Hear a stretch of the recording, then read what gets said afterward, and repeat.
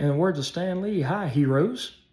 I wanted to do a short video tonight talking about where do you find your used back issues, okay? Do you find them in, sorry guys, my brain fried for just a second. Do you find them in antique shops?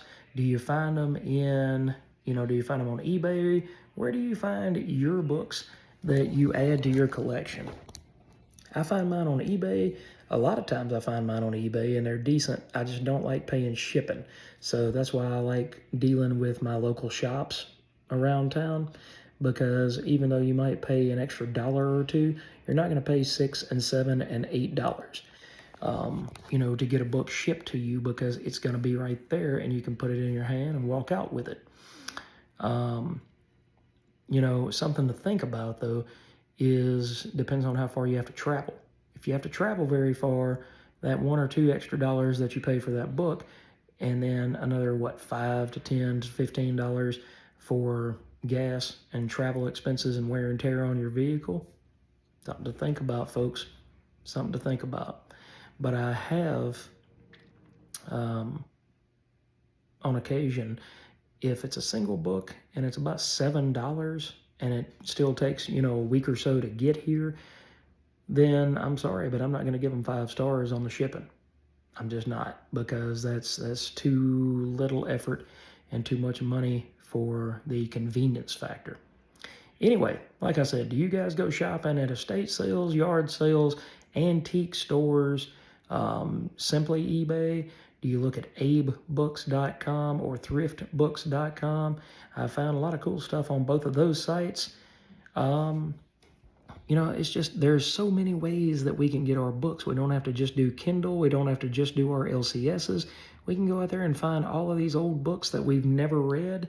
I find a lot of stuff at Frank's, at Nene's in Millington. He's got a lot of old back issues and stuff that he might sell for, cheaper than it needs to be sometimes. But the hunt is half of the fun. So if you find it and you happen to find it for $1 and it needs to be a $2 or $3 book, you're not ripping anybody off. You're not hurting anybody. Now, if you're going over there and buying an entire run for, 10 cents a book, and you're telling them, hey, these books are worthless, and the vendor doesn't know any better, and you go and get a series like Flex Mentalo or something, equally valuable, something that's out of print, something that you can't get, and you get them for pennies on the dollar, then yeah, that's kind of immoral, and that's being just somebody who's not being very kind to the industry. But anyway, like I said, I just wanted to do a short one tonight just so that I could connect with you guys.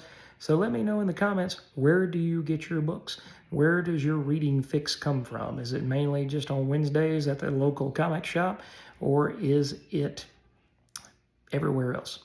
Everywhere on the entire internet and the entire existence that you go out and look at yard sales, estate sales, etc. All right, guys, have a great evening, and I will catch you in the next video.